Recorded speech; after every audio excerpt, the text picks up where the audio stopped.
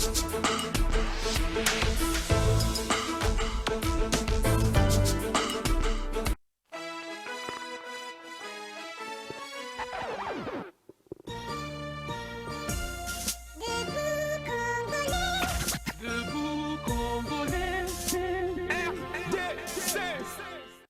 peuple congolais, papa, maman, onyokwami pona kozwa visa, agence de voyage Smart Consulting et pour Nabino. Oza na posa obima na ba pays lokola Canada, États-Unis, ba pays nyonso ba état Schengen, Turquie na ba pays lolenge na lolenge na $500 Smart Consulting et saleli bino assistance et visa. Ba bourse peut être disponible pour na bana nyonso baza na posa okokende kotanga libanda pour na pays ya Tunisie, Chypre et Biélorussie. Oza na posa ya kozwa biso toza esika ya kobunga te okomi na rond-point Willery na avenue Louvungi 165 l'immeuble Kazam na premier niveau. Toza wana oza na posa ya kozwa ba information na nzela ya téléphone. Oza na posa ozwa biso na nzela ya téléphone obengi biso na 081 144 38 91 soit obengi numéro mosusu 081 32 62 203. Msala kitoko emona na misu et en plus na dire à Moukié, adresse exacte une seule adresse, na Smart, on n'aura jamais dessus. Na Smart Consulting, avec $500, on peut voyager partout dans le monde. Merci, mercredi malam, on a vu le nyon sur Bozuli Bako. On a plateau de vérité à mercredi, le 21 avril 2021. Mbote, on a vu le nyon c'est Sika Bozouami, Bozana Kinshasa, Bozana un peu partout. République démocratique du Congo, héritage à famille Tshisekedi, héritage à famille Kabila, à famille Katumbite, à famille Bembate, à famille Kengote, République démocratique du Congo, Mboka ya ba Congolais nyonso, surtout Mingi Penza, Baonan Balota te kozana kasa ba parti politique pour trop souvent. Tout le monde a dans la partie politique, il y a 5 personnes à le nom du peuple. Le peuple n'a pas ça un mandat. Tant que tu as une campagne électorale comme député, comme candidat député à 8 mais sur le peuple, le peuple congolais, tout le coup, peut me beaucoup à Batunyos, sali de nationalité congolaise.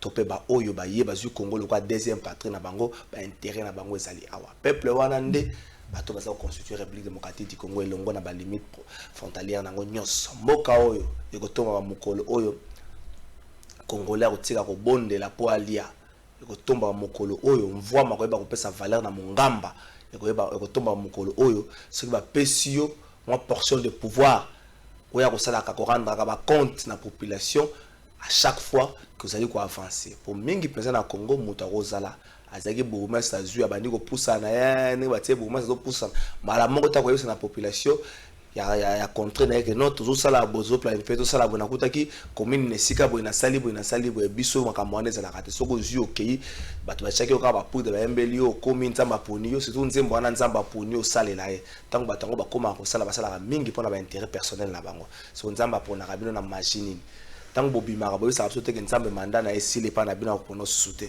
la République démocratique du Congo ko tomba ma mokolo congolais nyonso comme na centre d'intérêt na ezali Congo. Information à tonga lelo arrestation ya ministre sortant ya EPC mwana mboka weli ba konga na niveau ya Congo Brazzaville akende ko sala nini azali ko kende wapi jusque là to yebina nous mais l'arrestation est confirmée. Atie maboko na niveau ya Congo Brazzaville aza en détention ba source nanga na zui ba confirmer ngelo ko na ba tsuba bisinga na kati ya famille trahison et salameline. Je ne commente pas les faits et ça makambo ba source nanga pesinga mais ce qui est certain c'est que Willy ba konga ba tie maboko ba to ba bo santé ga na dossier moko et faisait contre yé na niveau ya cour d'appel dossier yango ezali makambo ezali lié na ba détournement ya gestion ezali lié na détournement ya ba fonds ya gratuité de l'enseignement oui bikazaki aza ministre sortant ya EPST na kati ya makambo wana honorable Tony Mwabo le comme ministre EPST tombola ka mungongo na kala ko lobake makambo zo salema mabe na kati ya secteur wana ya yiba to baliraki na ba etanduike pona ko finga honorable Tony Mwabo ko lobele makambo nyonso malamu te mais lelo oyo ce qui patron ya kala EPST sur le luxe ya koluka katsa ndengwana ska katisi d'une manière officielle est-ce que ba yeba ki kazo bima est-ce que ça va question to kosla bien nango mais au moins il s'est avéré que il y a eu un groupe de gens qui ont saboté les canisiwana, qui ont saboté l'article de la Constitution, qui ont institué gratuité et enseignement de base. C'est vrai, débat, il y a autour enseignement de base, mais il y a eu un groupe de gens qui ont saboté, c'est vrai, la liste n'est pas encore finie, la liste n'est pas exhaustive, mais ministre sortant, à longueur de journée, ceux qui ont dit ceux qui ont et que ceux qui ont na émission na biso mokola lelo na niveau ensemble la seule sur mbozo beta makeba député bazo senga to pe certains bazo doit $50,000 pour na investiture ya gouvernement nazaro mituna est-ce que parlement comme boutique moko soko le boya somba investiture ya gouvernement ba député ba fixer prix bon négocier pour se mettre d'accord bosui est-ce que parlement comme boutique moko soki olingi boya ko lekisa mobeko moko ba fixer prix bon négocier ceux qui se mettent d'accord, ceux qui se mettent d'accord, ils s'imitent par rejeter, on doit pas cohésion. Dans un comité de un peu que le béla, les Kamango na émission na biso ya mokola leo Kinshasa et la gestion d'un gobile, c'est peut-être comme vendre ça ça. Est-ce qu'un gobile, Gentini Ngobila est mieux qu'André Kimbuta? Est-ce que Gentini Ngobila est mieux que Batuma Mi Baleka qui a varié depuis Kazali wana nini ya malamu pe ya malonga ou ya sali pona Kinshasa Zando depuis Bakanga yango, on sait pas Zando zo kende wapi. Bakanga qui yango avant et puis tout le monde est ingénieur et après est-ce qu'il y a une planification des actions argentines Ngobila est-ce que ils ont raté na makambo oyo ne rombonga lobaki ki kin bopeto planification za la raté financement za la raté est-ce que Kinshasa za gérer na lolenge wana et bato soko lobi siko baloba non il faut pas encore ça la bila il faut que ça la bila na affaire non il y a ba bila mi parcours pe zalaka donc qui noir ou qu'on met au Kansani au Châtillon Ngobila ou ça les lots ba poubelle comme peut la calaba poubelle c'est comme voisin lointain mais pour ba poubelle comme voisin proche politique nini Châtillon Ngobila à mettre en place pour na koluka ko suki sali kambwana azoki décision moko boye moko sali vidéo soki kaka na moni soki bo moni bato bateka ba sachet ba koti na balabala bokanga bango bo sala boye na boye mais c'est le gouverneur na habité bouteille plastique zali ba sachet zali est-ce qu'il fallait commencer par là bato basaka ba sachet na ba bouteille plastique oyebi bango pourquoi zokanga bango te pourquoi pas banda non ko kanga kuna vanda sona ba pe ko kango yo kango mbala moko te to komeka mpe ko beta liso dango le président tchadien Idriss Déby akufaki mokola lobi la champ de bataille ba congolais bazo caricaturer le kambo na lolenge na bango moi na kitani na ba congolais bazo caricaturer ngo pe na ndenge na bango ça la commentaire là-dessus te mettre comme un peu que le belango moi mukene émission na biso mokola lelo pour ça faire ça va inviter mi balé na plateau na biso mokola lelo ndeko Doudou Bendo mwana mboka Doudou Bendo bonio malamu ndeko nkumu je crois que na massacré comme bon hauteur te le bien ndeko mona ndeko Doudou Bendo et naza proche collaborateur et honorable Christelle Vwanga. OK. Merci ndeko Doudou. Ndeko JR Monkabi bonio ndeko JR malamu komo asepeli na ndenge obenga na plateau na yo na mokolo ya mercredi matondo mingi. Merci to bandama mke ndeko Doudou peut-être un mot arrestation ya ministre Bakonga à niveau ya Brazzaville c'est vrai ba bengi seke na justice bato bazela ki akenda kité avocat na il semble que basalaki kuna mais koyoka ke bakange na Brazzaville est-ce que ça pour yebi likambunda ko ya potambangu est-ce que c'est vrai ba détail belé na no etiami na maboko na biso. Merci ndeko nkumu na zanon pezana ba précision ya information anate mais ce qui est ali que arrestation na salami mais salami na Brazzaville ezo toko kanisa pe mingi mena ndenge pa mabe parce que normalement na moment tozali ba ministre bazali bato bazo bongisa ba remise reprise omoni quand même ministre EPST l'éducation nationale c'est un ministère très sensible mais ce que na moment où bazo bongisa ba dossier ya za sur place te et que bake ko zoyer na Brazza parce que omoni lui c'est un politique tant déjà bateau et administration bakangamaki peut-être que to couper ko lobakeur azaki na moi protection il y a ba immunité ma comme nous en tant que autorité parce que c'est un élu pour la unité parce que vice nae azar reconduit ndeko Didier Boudimbu Alors, déjà, tant que ça dans le ministère, ce qui échoué ensemble, mais ce qui vise à reconduit, c'est qu'alors, na ba non dit, le bas peut-être que parquet ça qui banquette et monnaie qui combo les agis, c'est parce que bandao le bas paix. Mais na ko côté mambo justice, mais ce qui est salami que yemoko déjà ami kimeli et que ba ko kangaye. Donc ils ont déjà ba signe mabe, mais ce qui est bongo, justice ça là.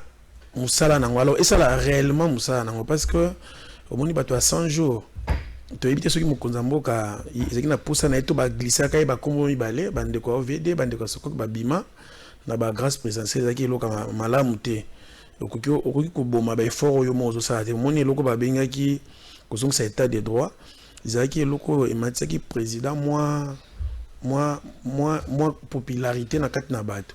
Mais tant que Batouana va bimi, ça qui bien été.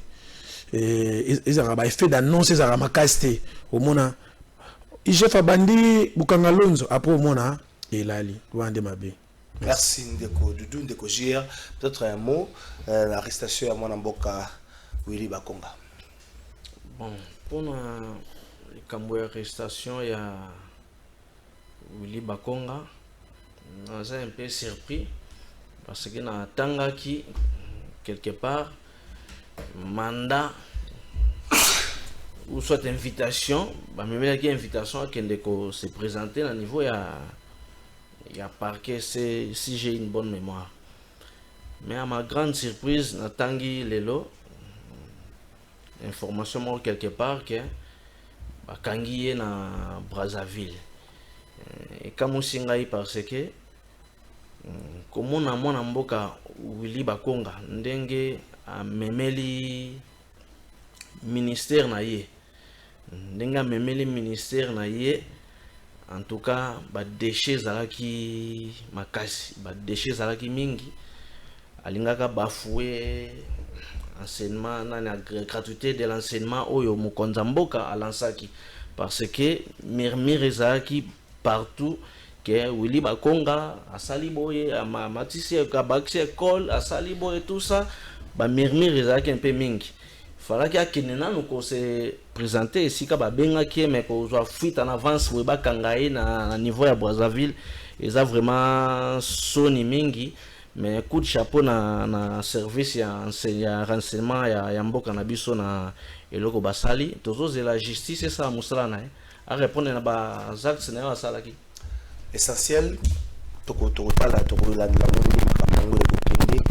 Ndeko Doudou sur la 50 000 à niveau de l'Assemblée nationale 50 000 et puis qu'il faut ça la congolais à certains moments parce que avant d'arabe batumino pesa qui ba voix c'est que en fait premièrement les solango c'est pas dit que ça bongo mais ça où ils sont le bamana mino kwa batu au vandi ka ba espino no batimo ba vandi ba 50 000 pour investir ba 50 000 ba 50 jeep ba 50 boy ba 50 boy à un certain moment ça fait mal comme si lorsqu'on devient député on se dit c'est mon temps de gloire na salo na sali batu wana na bomba na 50 000 na bomba na ko bombela bango ata 700 son a changé en franc congolais et puis au sala yo so 400 000 na kabela bango et puis sili nango.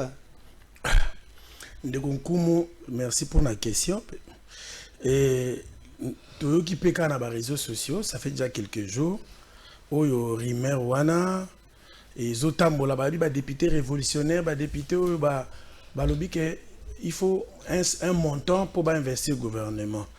Mais bon, je pense que député baza élu du peuple. Baza élu du peuple donc mutna mutu aza conséquent na oyazo sal. Mais moi particulièrement je suis concerné par cette information parce que ntoza penza pe indigné. Bandeko député o bazolo makambo ya o bingi député révolutionnaire. Balexi ba vidéo tout ça bilongi na bango payer bani papa molira zoloba honorable mbao professeur nan ya ML bazoloba tout sepelité bazoloba mais moi personnellement je suis aussi concerné parce que Ndeko Nkumu to kamwe kombo honorable Christelle Voanga pe et kota na kati aza député makambu ya buzoba ya kota ngote Non, mais c'est là. Ndeko Doudou Rui ko ya to benga démarche ya bandeko moko be makamba biso. Te makamba osenga député. Makamba osenga mbongo. Te ba trouver pas. Ndeko Nkumu. C'est trop chargé ça. Ndeko Nkumu. Mais un peu moi. Yo moko introduire que lokanobi député asala elo se conformément à la loi. Député azala bilo mi balé minene. Ba instrument mi balé. Il a la constitution, il a aussi les règlements intérieurs où il y a institution ici ya vandi. Kosenga mbongo pour investir gouvernement ezate. Article 90 et lobby que ba koyoka programme pe ba apprécier pe ba sali ba bengi motion d'approbation pe ba installer gouvernement. Ce qui député sengi mbongo ezelo ka buzoba. Olobaki yango effectivement tana bi mwana ngamo pe na pezango o asengi mbongo ezama ka buzoba. Mais siko kanda na ngape na batu nyonso ebele ya batu oyo ba ne bela bandeko ba voter honorable Christelle Vouanga eza pe pona nini parce que atindi maloba aux honorable journaliste Serge Kabongo a pesi démenti ndeko Dienit Kanyinda a pesi démenti mais eloko to kamwe journaliste encore ndeko Sele Kanangila o asala pas mwana ya ndeko na biso plus mabilo ndeko Sele azape journaliste normalement l'honorable Christelle Vouanga a de formation aux appels journalistes. Donc, on a déjà conseil à corporation. N'habitez pas jalousie, pas haine. Bilonga ba oyo bazali ya tiki bango. Mais tu habitez sur banane batindi a combiné ko leka pour na ko vilipande ndeko Christelle Vouanga. Attends, c'est là. Donc, on a habité ndeko Sele. Toke malembe. Tangi na kombone. Ko vilipande à quoi? Si, attends, ce qu'on a bello comme apporter des éléments contraires un peu voilà, les éléments contraires ils ont acte ba député bazo poser ba député wana ba sali pe vidéo na ba bronze bazana bazaki pe na kati ya ba élément na ba onde ba loba député pe ba soka lobi tezana bato ya tindi ba loba pona ba député pe ta vidéo na ba sengisi ba lobeli 50 000 te bon ba lobeli pe 50 000 te o ba lobi ba mo pe ba yebi mais ba lobeli pe 50 000 eloko eyebani ndeko Nkumu na obungisa makanicité eloko eyebani za que na kati ya makambo wana honorable Christelle Vouanga tango ba bango azane na Congo Central la tournée obi a sali 50 conférences dans le mois de la femme na kaso oyebi omona yi parlement rose na pays du peuple pour na clôture mois de la femme oyazaki et réuni ba femme ya Congo mobimba na ba partenaire o ya po ya ba agence des Nations Unies ya Union européenne mais ce qu'on et c'est quand yondo zo commenter ça que omoni mboko bato belé balingaka nde sikoyo jusque là on doit apporter des éléments contraires par rapport à Makambo de Kwasolo parce que la vidéo où il y a des députés sur les jeux par au Samalo la vidéo il y a des députés nulle part le 50 000 ce qui de comment journaliste c'est un élément que non bah 50 000 éléments yango ce qui attend la liste attendez liste à tout le monde et ça oh yaza nango si vous estimez que besoin la carte liste apportez des éléments contraires ici nango voilà merci pour la précision précis dans lobby moi je ne suis pas dans le montant ngazaka na carte entreprise wana ya rolobaka pour investir gouvernement il faut autant na ndeko Nkumu na carte gouvernement oyo hein oyo bimia union sacrée parti oyo honorable Christelle Vouanga azali eza na kati. Donc politiquement kokot ça même combo na même journaliste tolobi yoza mo pandisango ebi do interroger bi etika musana no tango muto atindi démenti ye moka lobi ke naza na kati te na ebite so elemani yozo luka susu mais ko tango muto abi ozakaka parce que ko vali sa gouvernement ils ont un bulletin secrétaire ils ont un amélevé ils ont un bazo mona bazo sa simé.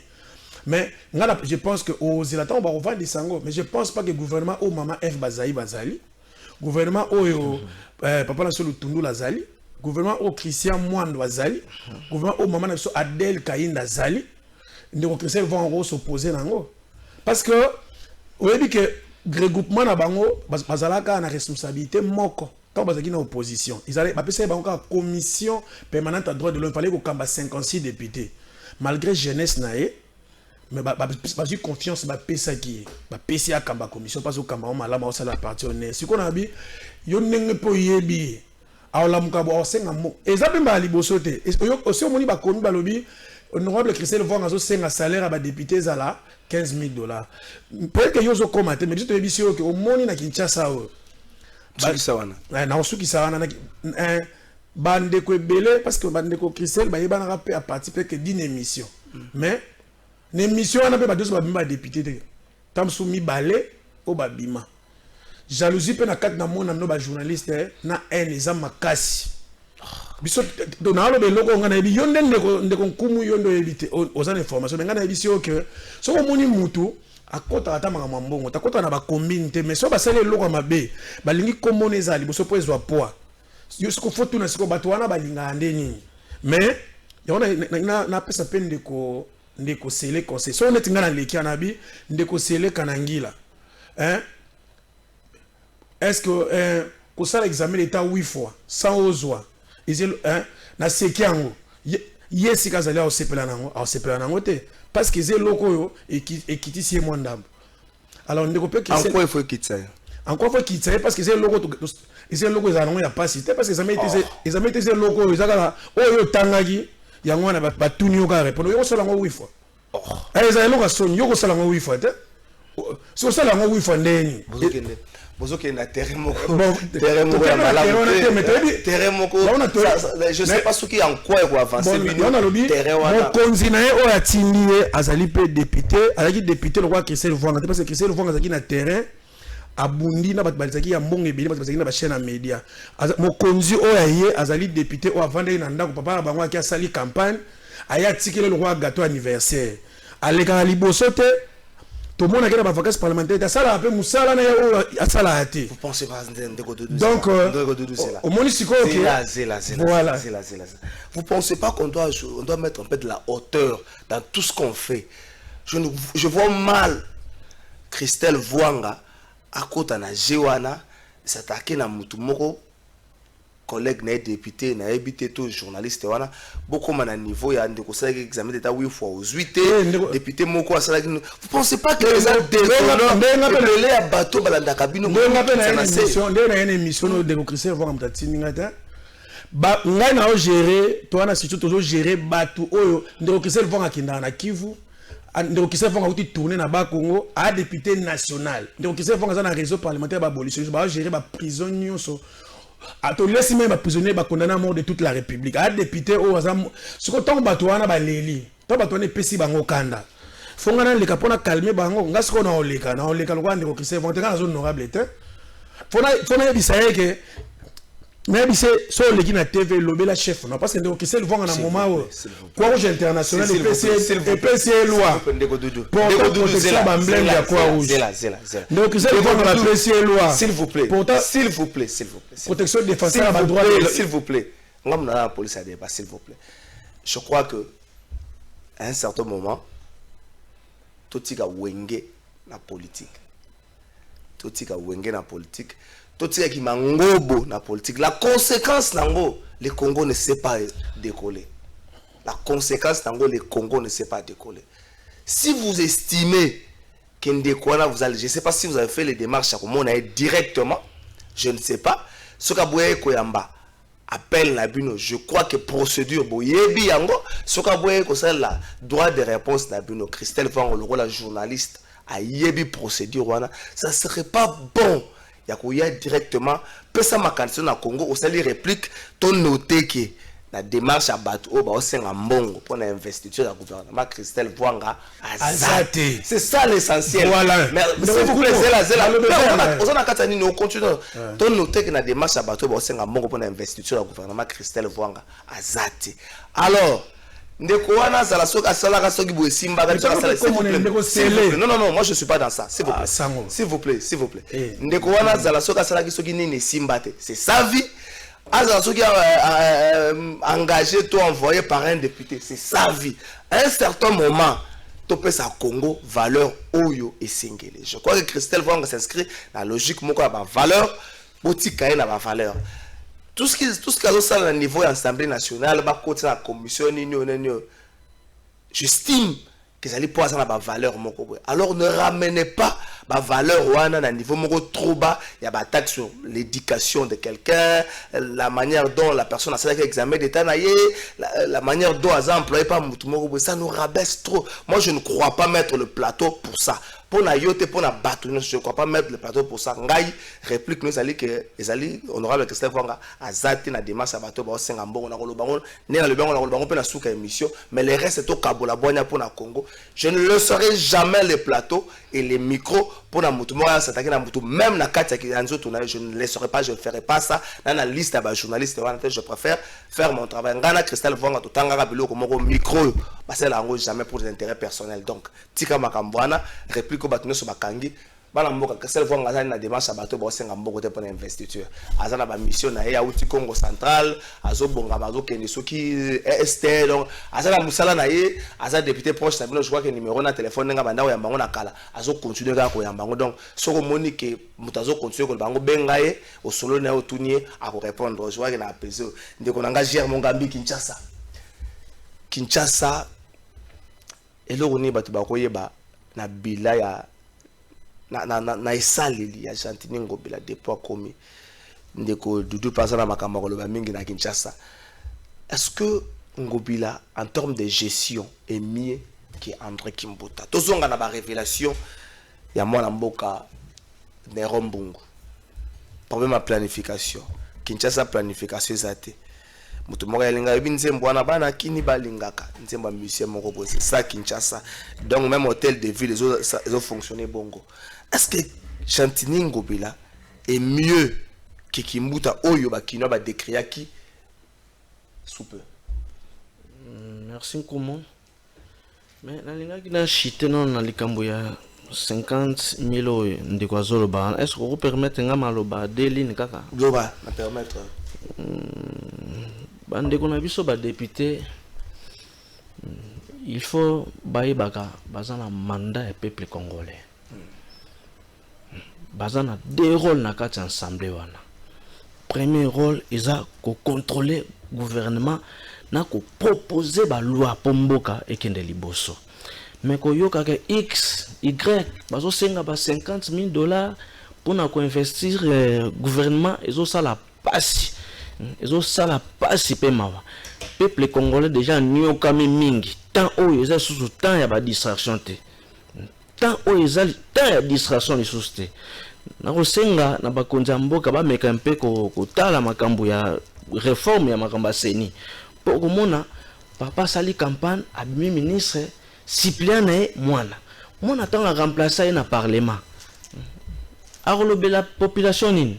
Arosambela la population nini? Avant de on maboko faire mon ya qui a juste salaire resili. Mais côté ba voter soit papa na bazolela. Voilà un peu on a zaki nango pour na ko chiter na makambu de bande kwa zaki nango. Toko ta Kinshasa. Pour na Kinshasa bandela mituna na mwa muke ndeko nkumu. Est-ce que Chantini Ngobila en termes de gestion est mieux qu'André Kimbuta? La planification ça l'a raté. Exemple c'est Kimbo Peto planification ça l'a raté. Kinshasa zo kendeka bozo poussa na ba bon. Comparaison n'est pas raison, mais il faut que ba gouverneur Chantini Mbaka Ngobila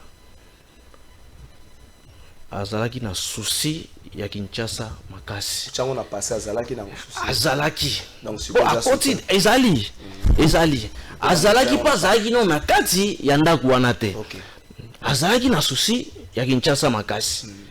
Mendenge balobaka na lingala ndako vandite moye besika etangaka te.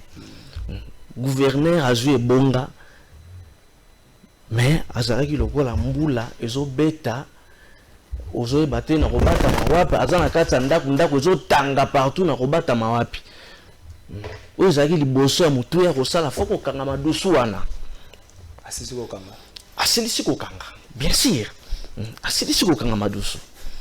Oui, surtout ni bana mai ndombe ba webisa pa va ya no Chantini Ngobila azalaka na souci ya mai ndombe azalaka.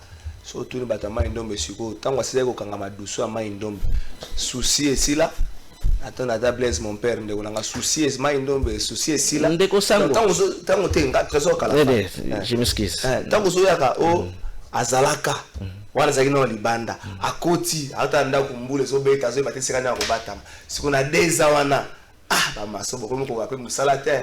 Akangi madusu siko abandi na musala. Abandi na kote. Kikwiti. Désenclavement. Papa. Qui continue? Désenclavement. Désenclavement. Il y a pas commune wana. Ils ont continué. Ils ont continué de trésor. Ba travaux ont continué. Désenclavement. Ngana vana na Mumbele. Na veni Mubenga. Ici quand on les a dit moi été. Ils avaient dit moi été. Makala, Limete. Banga bawana nyonso. Excuse moi, c'est facile. Donc, il y a un moni à Kangi Badoussou et l'autre bossa moni qui quitte. Non. Et bon, qui nous peut? Qui nous peut? Et ça n'est. Aux autres là, na soni. Oh! Pendant que vous prenez numéro, on a voté dans message. Qui nous peut? Oui. Zela. Ndeko Doudou. Qui nous peut? Aux hommes on a ngolo kamalonga. Bon. Na Kolobake, j'étais aussi parmi les privilégiés na bakinois. Au bazoki moi libaku ya kolanda débat ya ba gouverneur baka parce que oui, tout ça qui mon continent a une invitation mais j'ai na représentant qui est atinda inga na représenter na débat entre tous les gouverneurs candidats gouverneurs ça va débattre mon nom de autant merci beaucoup les appels au moment ça va continuer débattre le gouverneur ndeko trésor bon ndeko alobi eloko moko epesinga pe ma epesinga pe koseka pona nini ndeko ngobila alobaka moi eloko moko bo sur son prédécesseur mais tomoni lobi nango ndeko Shadari asangisi bango ndeka moya 60 millions epesa biso yango pe na tuni na ndeko donc na mboka kitoko boy une grande ville la ville à Kinshasa te ko mboka kitoko te lobaka na mboka munene Kinshasa no kitoko te muto alinge loko na ye amona ngo ka déjà botika loko wana de ko ngai tika na bisolo ko tika tete trésor kala fay ndeko Doudou yoka pardon ndeko trésor yoka pardon oui du fait que bozo foi l'équipe biso na Congo foi et l'équipe surtout na Kinshasa tellement on a des églises qui nous entourent partout la foi et l'équipe Kinshasa bana bona lo bakini la belle et ça kana go sou bongo te to continuer à rêver kin la bête le ba mboka munene to kondi ma munene mais kitoko kiseza kitoko te ça te le loko moko de kitoko bon siko ndeko trésor omoni pour koloba eloko eza kitoko omoni koloba eloko eza kitoko eza pe na ndenge pe pour omoni eloko omoni oyebi même culture ya bato oyebi c'est une ville où les 450 tribus à Mboka bazo vanda na harmonie ngabe na ko mona ngo salinga elengi omoni c'est le symbole même de l'unité à Mboko et ça tribu ba c'est le gouvernement bon autochtone bazo na ba on peut poste te mais ba chema kele te c'est une ville où ils ont symbolisé et à ville oyo baza ne sengo ko vivre ngazo na bi kitoko ils appellent na nenga mo pe na conception no zolote la kina na zolote la oh mutu mususu pe eloko na ni mona ni bongo te mais ça monya ngo bongo hein faut na ngo ko longola ngote ala na pusani siko na lobi omoni alors na bande ko lobaki na participer ki au moins na moi moment ya chaque candidat bande ko pesa programme na ye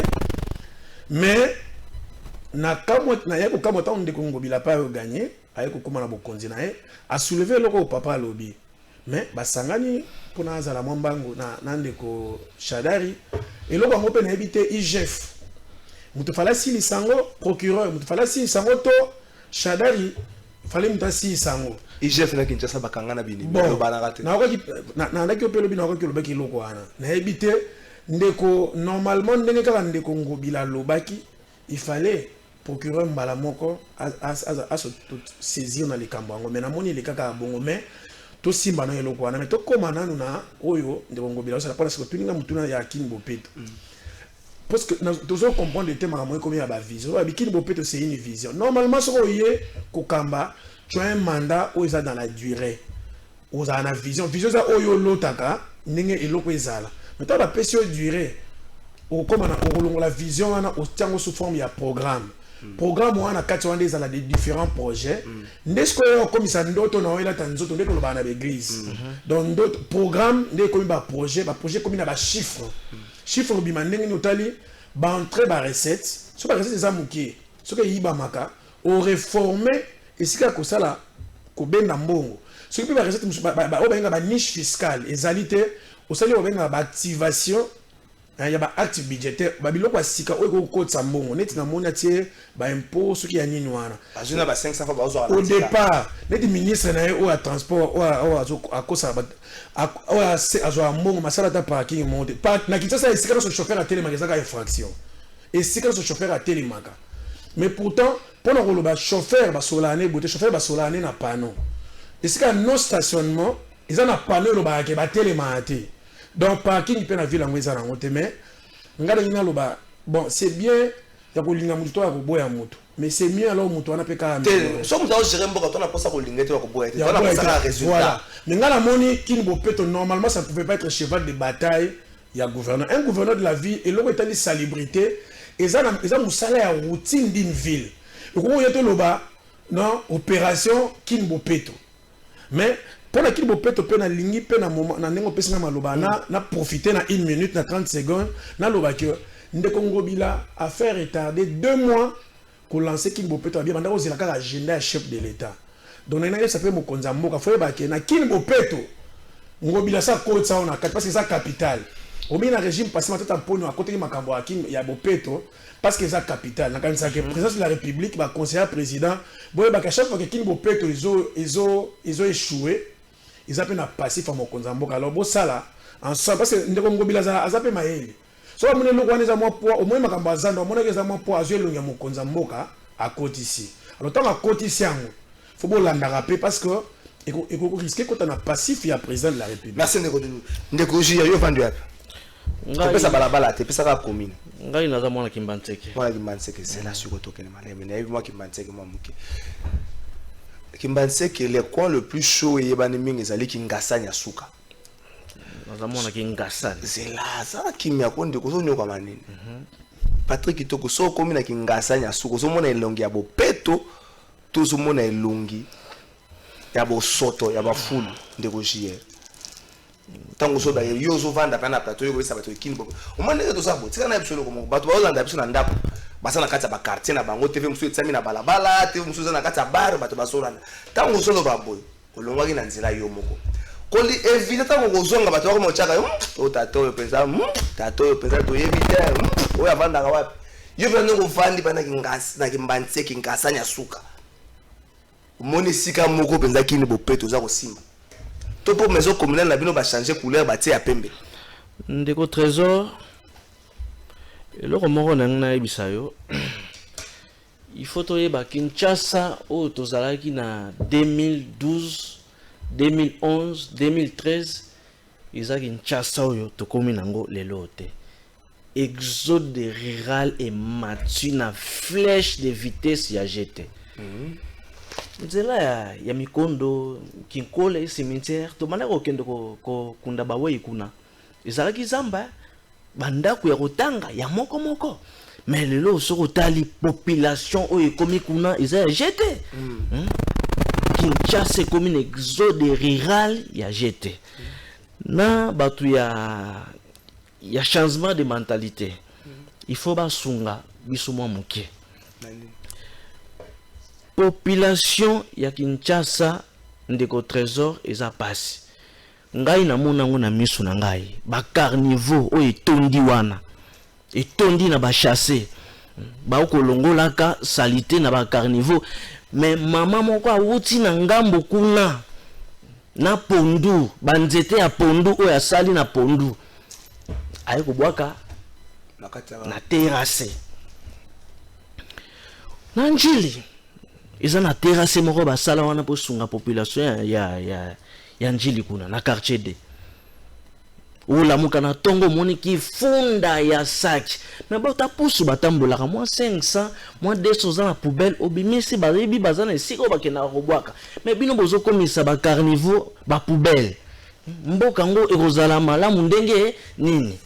Bon likambolo bi pona Kimbantseke soko zo moni na kini Bopeto kuna toka ko commune bino ba changer couleur ba tie ya pembe yango pona kini Bopeto ye likambo ya Kimbantseke na kobeta c'était mingi na bourgmestre Jano Kano la Rose kovandaka na bureau te papa kovandaka na bureau te il faut kotambolaka nzinga omona insalubrité o ezali na commune na yo ozana nani ya service hygiène tambolaka basala musala wana ekosunga pe population ekosunga pe gouverneur mwa muke eza te gouverneur atika bureau na ya eti akiti na gimbantenge palo baba soto eza nzinga wana ndeko trésor ndeko na ngai tango Gentini Ngobila zo lancer projet ya Kimbo Peto abongamaki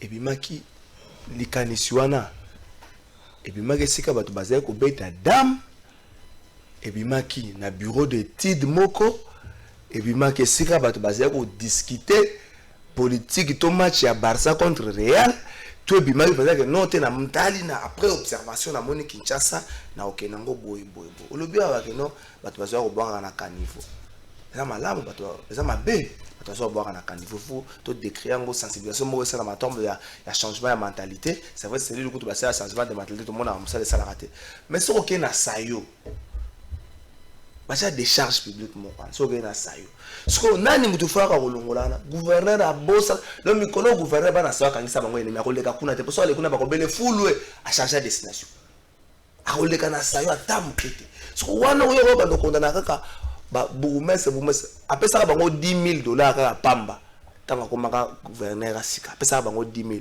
apesa bango na ba 4 moko esili apart on apesa bango nini mais Kinshasa no sombrer eloko zo changer te tango tozaki na couvre-feu ezaki makasi po mi follow bango mikolo couvre-feu lemba na décembre batie ba lumière na nini na boulevard de 30 juin mais so to komi 16 mutazo na boulevard de mutazo mona ngo pe ezate surtout le bac Gentini Ngobila ça eloko planification na makambo ne rombunga lo bango planification ezate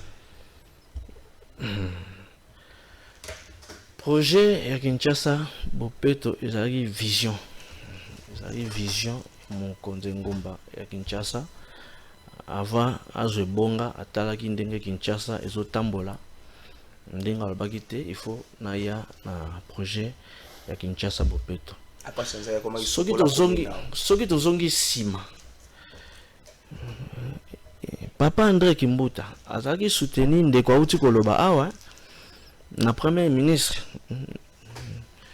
nani ya Union européenne wana azalaki soutenir makasi mais tozomona ngo te na époque ya gouverneur Gentini Ngobila bamituka nyonso wana ndire bakendaki na bamituka na bango ndire bakendaki na bamituka na bango bakena ngo lelo mituka wana soki oyo eza na nzela na yebi te soki ekomi ata 5 ndeko jia mongambi toke na régime ndeko duto ozongela yo Kinshasa nga na yebi te soki gouverneur à ville ba ministre provinciaux tango tambola na Kinshasa bozaka na lolendo que toi ba bomba toi ba ko Kinshasa moi je ne sais pas ce que bozaka na lolendo wana si vous regardez ce qui s'est fait dans la province Moussousou je ne me permets pas ngai na plateau nanga de prendre de position je ne fais que poser des questions ce qui s'est fait dans la province Moussousou si vous essayez de comparer avec ce que vous faites ici à Kinshasa la honte serait de quel côté je ne me permets pas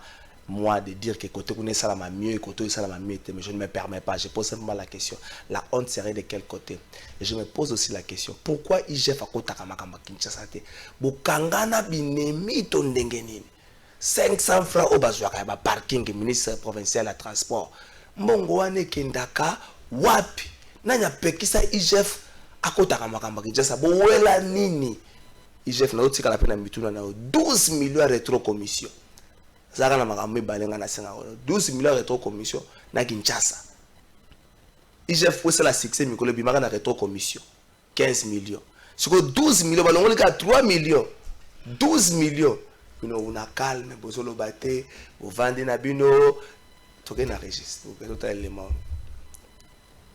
kolongwa na yo za passe nyonso ya passe kolie komi passe toko ko vivre te sayo surtout nga na lingaka o makasi mais ne toza boy to kufa to sepeli neloko saleli biso ndeti nga fani no numéro 1 so na campagne na osala meloko mona sengi papa nzela ezate mai ezate kolia ezate to vivre na passe kotanga ezate to lembi ba promesse yo nde numéro 1 c'est que longi omoni otango ko benga lisusu ngana azalana propagande na osala pona telecom ngana okufa pona yo papa nga numéro 1 umela shila rambo umela na lela fo na commission na kombo na Yesu ndego omoni biswawa ndego omoni na tele na liboso na bino Nzambe apambola maruboto yoke chino tozana pache kolia pache maladi pache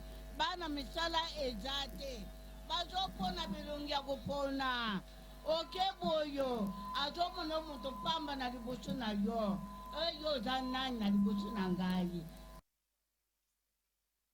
lokola yo benge ngai papa nazana pache na katetre comme zamba musango tozana pache bana bazokile na pache misala ezate bakomi kopona ilungi ya kopona nzela ya utokenda ezate ayo na ngai soko na ye na porte na yokoloba na ngai nini muntu pamba azali tiola osengi nini Kabila olobi nini na Joseph Kabila asalisa biso na ngungo ya funga banzila bana bazwa misala biso mpe kolia ifungwa mamaye ifungwa mais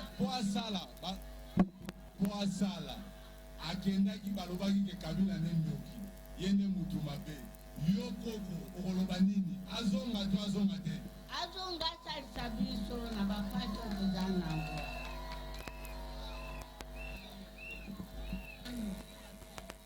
pete congolais alingaki ye makasi mais entourage na ye ekosaki ye kokota oyo entourage ekosaki yo nde tokomi na niveau oyo boye aye mpe bakosi biso balobi boye tokonyata masango lokola kayasi bana bakofuta minerval te lokola Kabila kei azalaki mutu mabe tondimaki yango me lelo oyo Kabila yo kei souffrance eye mpa na biso bana batanga lokola na ekole oyo lobi lendi bakobengana bana na klase minerval oyo balobaki tokofuta te eza wapi toza na souffrance hôpital na mboko oyo eza te banzele eza te me Merci, autorité morale, Papi Mandeke, merci Patrick Kitoko. Wana, Ndegonanga Kabila Forever, Junior Mpeshe. Azomitouna c'est Kabila Forever, ils ont continué kaka Junior Mpeshe, Lukayo Kabila Forever. Comment souvenir c'est map. Mais wana Kabila Forever, Azo Lukayo de 2023 à 2050, le Congo sera dirigé sous la vision de Joseph Kabila. Wana selon yo. Nazo Luko Mikolo m'a été Nazo Luka Junior Mpeshe Kabila Forever. Bon, tout le monde a Nazo Luka yo. Nazo tout le basengi débat contradictoire. Junior Mpeshe contre Médard Kankolongo. Ole kasu yo mokote. Débat contradictoire. Bino me bali. Yo na makamba Kabila Médard Kankolongo era. Débat contradictoire. Junior Mpeshe contre Médard Kankolongo. Ndeko Doudoun. Est-ce que vous êtes fiers ya kovanda na Kinshasa? Le Kinshasa yo ami fidèle à Kinoza poubelle, ami fidèle à Kinozali Ngungi, ami fidèle à Kinozali Molili, ami fidèle à Kinozali rareté à Maï, approximativement 2 amis fidèles à Kinois, ils allaient nuisance sonore, amis fidèles à Kinois, ils allaient capitale sans norme, mboka moto kendeka bongo to yebit. On a fier le lor le qui est à Kinois, j'habite Kinshasa. Merci Ndeko Trésor. Bon, on a la fierté, il y avait le Kinshasa, parce que fierté, c'est que tant que payaye, vendre peut qu'il a impression malade. Et tu n'es président Kenya, il faut pour ne pas se rouler. Bah Kenya mboka on est à mboka ba fleurs, à mboka moi à mboka parfum. N'est président Kenya zawa. Ma BP a dit ça c'est ali que sur un aéroport, sur l'équipe Pascal Wana donc attention il y a afuta congolais $500. À qui ça on a valeur malade. Oui bien Nelson Mandela pour Nelson Mandela dans une prison. Combat banda oyo ko mingi combat Zaïre na combat Maréchal Mobutu. Les sénateurs américains sont dit Mobutu nous fait beaucoup de pression. Et Mandela tant abima na prison. Ayaka Goma. Mboka liboso. A fait akuta te donc ayaka awa akibaki ça la fête na Goma yaka mais na selon entourage mais yeba akanisa ka Zaïre ngo za lokola. Ils ont beaucoup moins comme ils ont ce qui le voient néné. Maintenant à Monaco et à Monaco. Bref. Bon, on a pas Ndeko Ngobila naza naza pena on attend ya kosenga ba bilan milaite menga conseil ya liboso na ko pesa ye élément liboso na osenga centre moko ezala ya mama mo défendre na hôtel de ville o ki muta même eloko kala même ya mabe o malamu faut protéger centre de dialyse eza pour osunga bandeko na biso ya bana problème ba rein dialyse wana patience no bafutaka ba $100 ba $90 na ba isika ba privé ouais que ça bando futa $30 bando futa mo mukie centre wana na saluer docteur Nabiso, docteur Nseka, na saluer pe docteur Lucy. Honorable Christelle Vong agenda ko rendre visite. Pe abundela ngo makasi kuluka ba partenaire mais peut-être que moni ba paya ba paya biso il faut le baquer sous Kimbuta hôtel de ville za repesa centre dialyse. Anda ko pesa ba entra on ko soma na fruit du sud pe centre wana alors tu là-bas on peut mon solo. Pe ba format 54 personnes formées par les Sud-Africains. To visiter centre wana ils ont 10 bamanina ba mwana 10 bâtiments pesa qui to ça pesa en propre. Donc là quand de Congobila il fallait ça les appliquer comme ça ka continuité pour pesa mo ba mbongo wana ville et ba bande ko be ba ko parce que ville abanda salango na humanitaire to loba na ndenge réduit wana loka liboso na lobi na ngane toli na critiquer te na bi toli asala pe ndenge o ndeko Kimbuta ndosa Kimbuta pa ina ba mabebele mais o wana donc ça ba acquis à préserver parce qu'il y a continuité de l'état et là mi balenga pe na ko senga e na yoki neti ku constitutionnel assure soi et là basala ki ndeko na mbungu ngana ko pesa pe conseil rapidement ngana olinga ke ba se réconcilier pourquoi ngana zala ndi mukolo ndeko Ngobila aga oloba nazaki wana salle j'étais là les rats qui nous tous na salle moi j'étais là ndeko Ngobila moi tension ezalaki par rapport ya ndenge côté ya utaka mais ce qui a vu image à mona ke appuyer ka candidature na na comment Nero Mbungu tous à la reconnaissance na vie aloba que mon policier c'est un élu habitué à ba élu 3 fois élu à Kinshasa Nero Mbungu na juillet pour soutenir pour sa confiance mais ça bien te tant yo lingo tout sa candidature na on se servir na Congo ya mutu mais tant bokomi bato ba yeko ya balita msuba kabola bino ngana wakanisa gende Mungu azandi bona bavanda atika ba provincial ba flatteur wana ba osana ba musana ba ngote ava nande kona aza policier normalement c'est un ticket vice gouverneur normalement est responsable devant bangote vice gouverneur azali na kati ya na kati ya gouvernance ya gouverneur ba ko ça a été mais na pesika conseil na pona ngana moyiba yoka na parce que na sali projet moko na Affaires mondiales Canada na fondation Carter na Kisenso sur le voie leadership des femmes na makambe belo honorable Christelle Vong asala na cadre ONG na so wife na tamboli moi qui sent sur na makasi même avec GPS na sali mo présent dans tous les quartiers parce que mindele bali na posa ba rapport wana mais j'étais très étonné na comme na quartier moi na Kisenso quartier Sola quartier nous sont pas ba français ndenga na yeba Kisenso na yeba jango bongo te bana nyoso basi so na bango mo na pena ke français pena lwa bana mbinza bana bandari bana ba commune bien bana Gombe tira le balo kana bana ba commune le baka bana commune bien yebani même na poto ba standing ba isike ko 40 ça donc ko finga bala simogoza na poso kende kuna donc meka okitsa le baka commune ki so kuti quartier mo bana no so ba bana ba français le quoi hein voilà merci pour la correction et na yo se renseigner tous les na pe bango te mais na yo se renseigner na oya moi si na bana ko interroger alobi non au moni quartier au Nero Mbungu nde mutu asala encourager mo batu musuba uta baya na mentalité ya sika na idée na ye mais na moni pe minde ya kitoko ezopela biso ba na ba centre ville ba commune so minde avant que tumde ko Ngobila minde déjà ba projet moko tant ozaki na député il a réussi déjà na ko kotsa éclairage public na quartier na zo flatter na ngate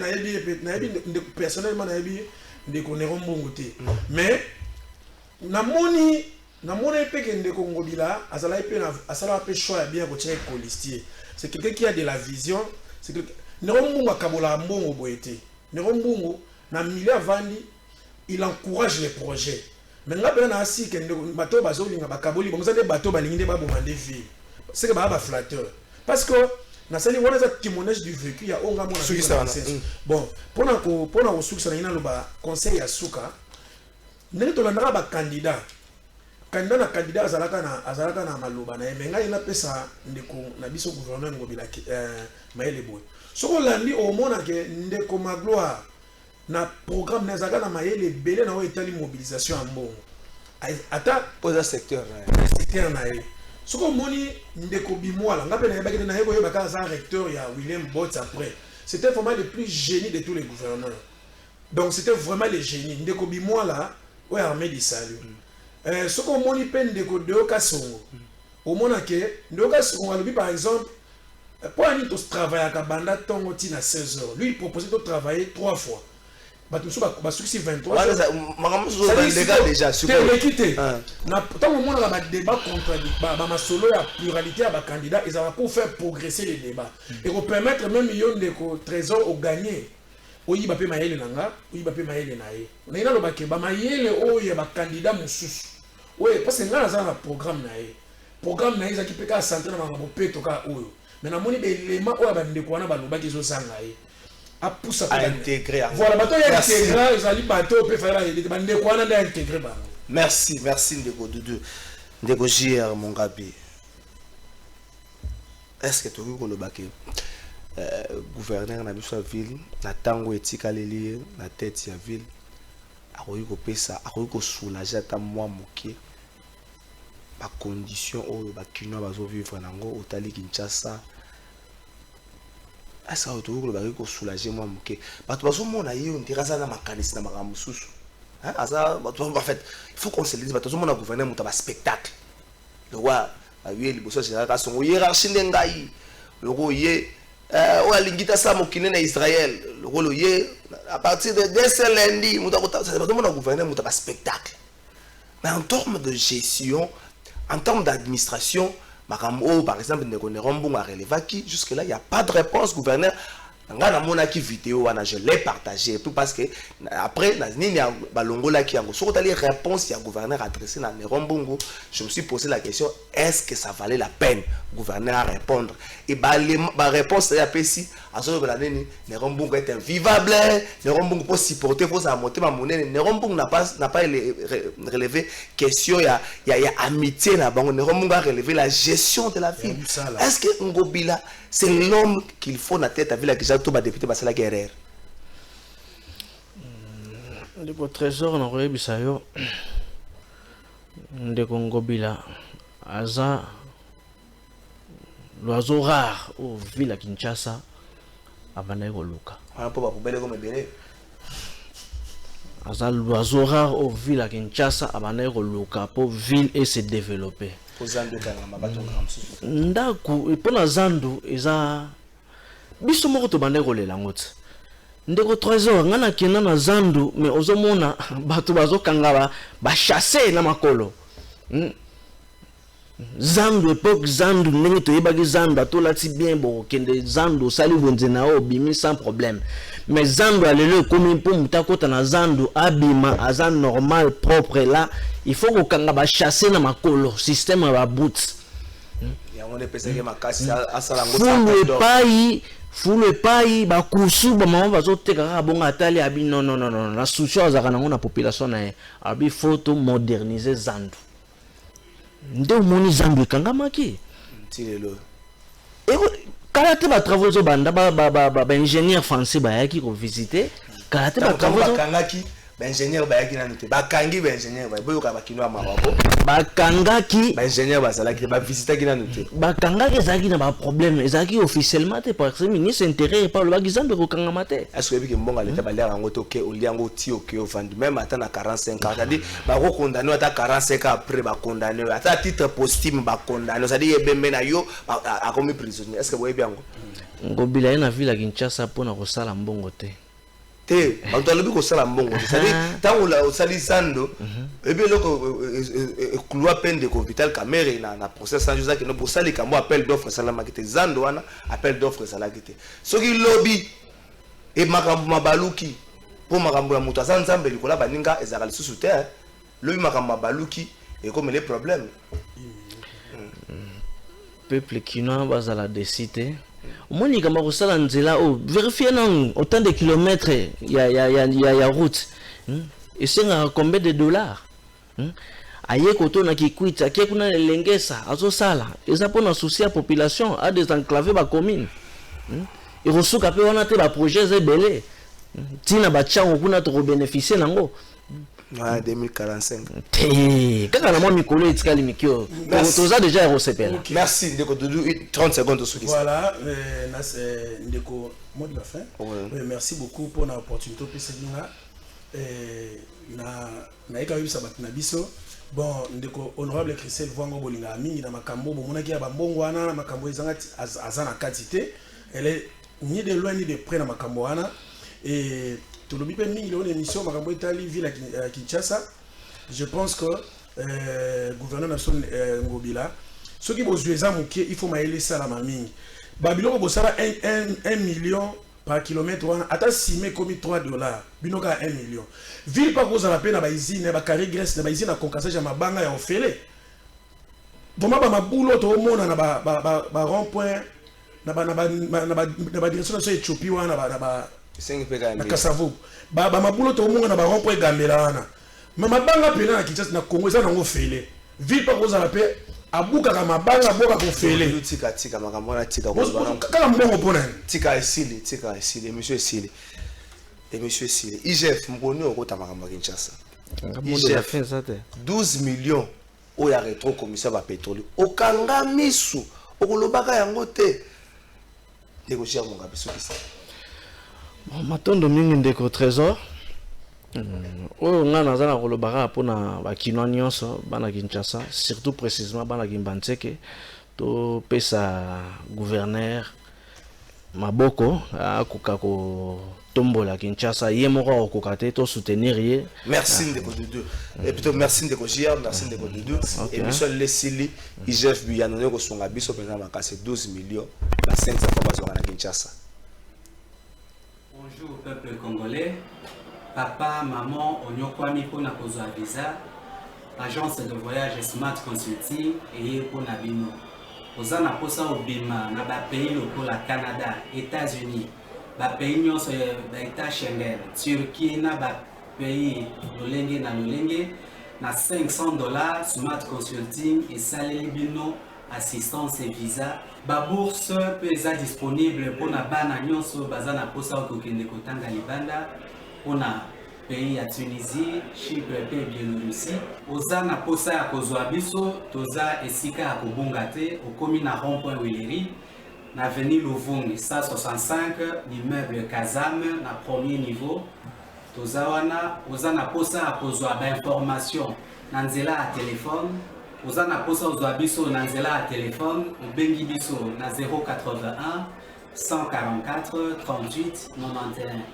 Soit au Bengi, numéro Moussousou 081 32 62 203. Mzala Kitoko et mon Michou et en plus, na diré à Moukié, adresse exactement une seule adresse, na Smart, nous n'allons jamais dessus. Na Smart Consulting, avec $500, on peut voyager partout dans le monde.